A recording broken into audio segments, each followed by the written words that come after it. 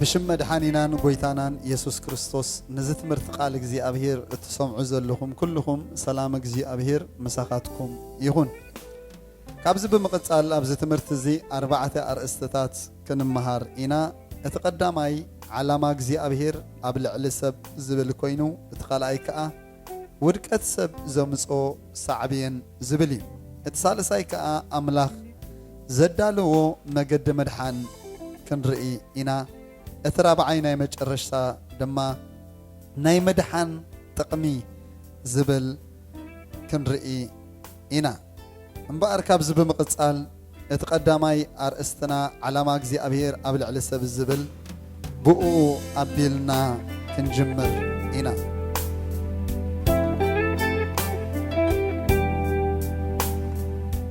أما مصحف قدوس أبز فترة قداماي معرف كاب تقص عسران شدشتن كساب تقص سالاسان حادن كمز الزبل نايقزي أبهير قال تصحيفو ننبب أملاك بملكعنا كمثلنا سبن قبر نعسى بحرن نعواف سماين نأنسسان نبزل مدرن عمدري لمم نزبل كل لممتان يجزؤو بلي أملاخ دما بملكعو سب فتره بملكع أملاخ فتره تبعتين أنستيتن جيرو فترهم أملاك بارخهم أملاخ دما فرين تبعزحون نمدرخ ملقوان ملخوان نعسى بحرن نعواف سماين أمدري لمم نزبل كل أنسسان جزء بلهم أملاخ دما أنه أبلع له كل مدري زرئي زلوا كل أحملتن زرع زرئي زلوا فرقهم ناي كل أوامن هيبكم اللهم مجبي يخونكم نقول أراويت مدرن نقول عواف سماين هياو نفس نزلوا أمدر لما من الزبل كله خاء كله لم سعرين مجبام هيبة يوم الله بله كم دما كونه أملاك أزجبرو زبله كله رأي أنه بزح صب كونه مشت كونه بجحاتون كونه سادسيتي معلتي كم زي أبز قدامي معرف أريد زفترت معرف حدا كاب قطر عسران شدشتن كساب سالسان حدن زنببنا يو انبقر نايقزي أبهير علامة أبلع لسب انتاي كم زنبري تتصحيفو نرخبو اجزي أبهير بمجمرتا نقدامن نهيوانن كفترم كله ويكا نسب كفتره كله بملكعن كم مثلن جيرو كم زفتره بملكعن كم مثلن جيرو مفتارو سب كساف كندي اجزي أبهير كابتم زفترم كالوت فترتات أزيو كبر كم زخوني أزيو دما اجزي أبهير زقدسلو زخبرون فترة كم زخوني زريئناي أبتز فترة قداماي معرف كان نبب كلنا اجزي أبهير أبتي قداماي معالتي زفترو أبكال أي معالتي زفترو أبسالساي معالتي زفترو كساب حامشاي معالتي زفتروم زتفال عليو فترتات علو اجزي أبهير انسساتات فتيرو اجزي أبهير صحاي ورحي كواكبتي فتيرو اجزي أبهير نسب زدليو زبالو كله فتيرو مسودو نسب دما أبتا شاد شيتي معالتي بمثلون بملكعن جيرو كفترو كله نرئي علامة اجزي أبهير أبلعلي سب انبقر أزيو كبرن بلطن كم زنبري أبزنا اجزي أبهير قال كنمهار نخل اجزي أبهير نسب كفترو انكلو أبزيئة مدر زيئة بحاقوس كنبر بصدقي كنبر بسلام كنبر ببركة كنبر ايو فتيرو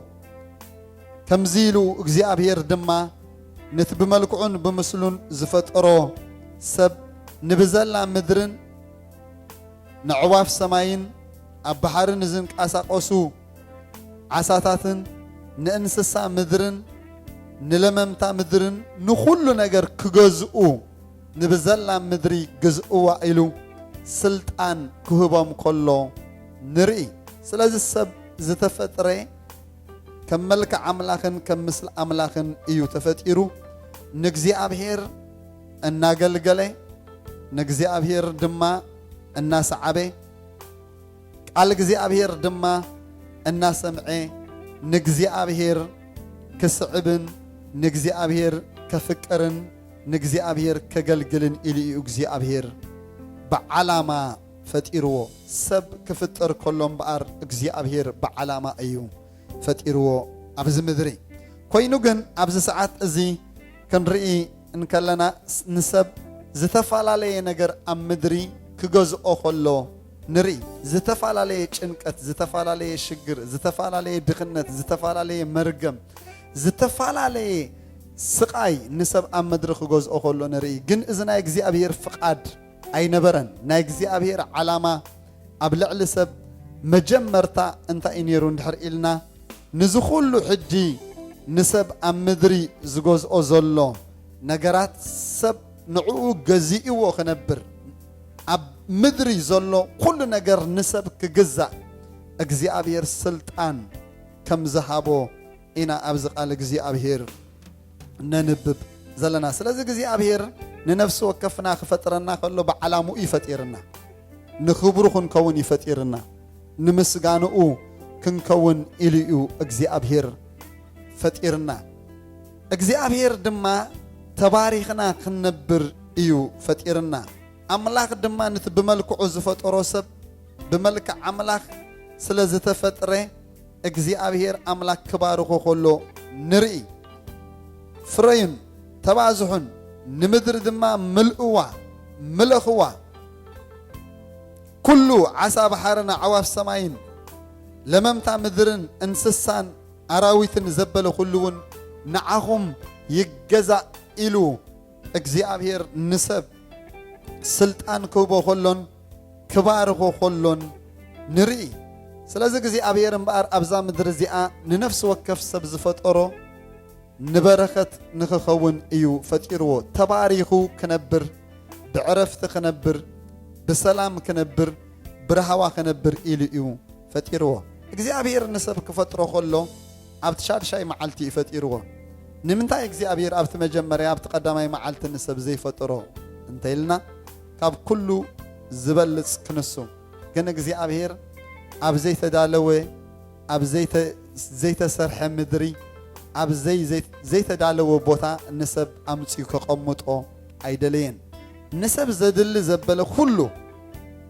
እግዚአብሔር ካብ ቀዳማይ መዓልቲ ጀሚሩ ክሳብ ሓሙሻይ መዓልቲ ንሰብ ዘድልዮ ዘበለ ኩሉ ብርሃን ፀሓይ ከዋክብቲ ምስ ፈጠረሉ እንስሳታት ምስ ፈጠረሉ ዝበልዖ ዝሰትዮ ኩሉ ነገር መሰዳለወሉ እግዚአብሔር ኣብ ሻድሻይ መዓልቲ ንሰብ ክፈጥሮ ከሎ ንርኢ ኣብ ተዳለወ ቦታ ኣብ ውዱእ ስራሕ ናይ እግዚአብሔር እዩ እምበኣር ሰብ ተፈጢሩ ሰብ ንጭንቀት ንፃዕሪ ኣይኮነን ተፈጢሩ ግናኸ ኣብቲ ውዱእ ስራሕ ናይ እግዚአብሔር ብዕረፍትን ብሰላምን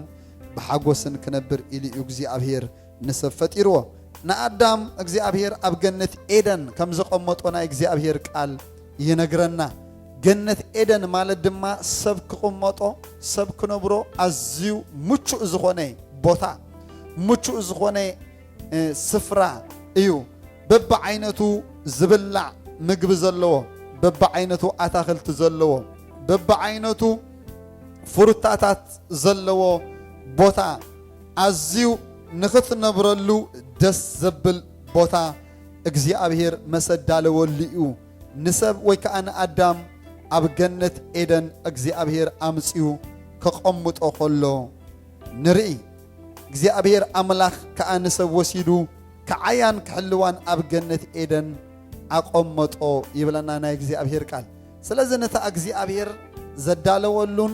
ዝሰርሓሉን ዝፈጠረሉን ገነት ኤደን ኣዳም ንዓ ክሕልዋ ክሰርሓ ክዓያ ክካናኸና ክሓርሳ ክጉልጉላ ፍሪኣውን ክበልዕ ኢሉ ንኣዳም ኣብ ገነት ኤደን ክቐምጦ ከሎ ንርኢ ናይ እግዚአብሔር ዓላማ ኣብ ልዕሊ ሰብ እምበኣር ሰናይ ናይ እግዚአብሔር ዓላማ ኣብ ልዕሊ ሰብ ፍቅሪ እዩ ናይ እግዚአብሔር ዓላማ ኣብ ልዕሊ ሰብ ምሕረት እዩ ናይ እግዚኣብሔር ዓላማ ኣብ ልዕሊ ሰብ እንታይ እንድሕር ኢልና ሙሉእ ዝኾነ ጉስነትን ሙሉእ ዝኾነ ለውሃትን እዩ ስለዚ ነፍሲ ወከፍና እግዚኣብሔር ክፈጥረና ከሎ ብዓላምኡ ከም ዝፈጠረና ክንርዳእ ግባአና እዩ ኣብ ምድሪ ድማ ንኽንጭነቕ ንኽንሳቀ ብዝተፈላለየ ነገራት ድማ እናተናወፅና እናፈራሕና እናተሳቀና ክንነብር ኢሉ ኣይኮነን እግዚኣብሔር ንነፍሲ ወከፍና ፈጢርና እንታይ ደኣ በአንጻሩ በሰላም በጽድቂ በሐጎስ እና ነበርና ንእግዚአብሔር አምላክ ክንስዕቦ ንእግዚአብሔር አምላክ ከነገልግሎ ከምቲ ንሱ ዝብለና ኣብ ቃሉ ድማ ንዑ ሰሚዕና ክንመላለስ እዩ እግዚአብሔር ፀውዒና አዳም ግን እዚ ሁሉ እግዚአብሔር ዝገበረሉ ነገር ኮሎ ከም ኢሉ እንከሎ ካብቲ ዓላማ እግዚአብሔር ክወፅእ ከሎ ንርኢ እዚ ኣብቲ ቃልኣይ ኣርእስትና ሕጂ ክንርኤና